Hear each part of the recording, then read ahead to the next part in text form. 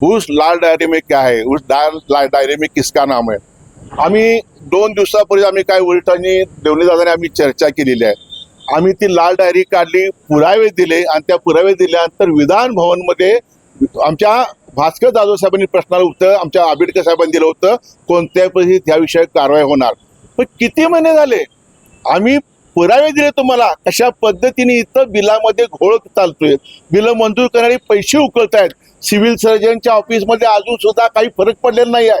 सरकारी कर्मचारी अधिकाऱ्यांची लूट सुरू आहे तिथं, आणि तरी पण इथं कारवाई न झाल्या कारणानं ह्याच कार्यालयामध्ये म्हणजे आपल्याला उपसंचालक कार्यालय माने साहेबांच्या कार्यालयामध्ये गुरुवारी शिवसेना गुरुवारी 12 वाजता शिवसेना उद्धव बाळासाहेब ठाकरे पक्षाने त्यांना जाब विचारणार आहे। त्या डायरीचं काय झालं, कारवाई काय झाली, हे गुरुवारी आम्ही कार्यक्रम घेणार। फार मोठं पैसे आहे। जी व्यक्ती वारंवार गुन्हे करते ती गुन्हे ह्यांना माहीत नाहीत की आम्हाला समजते, पत्रकार बंधूंना समजते, पोलिसांना समजते, मग त्या भागातील आमदार असून दे खासदार असतील त्यांना काय समजत नाही।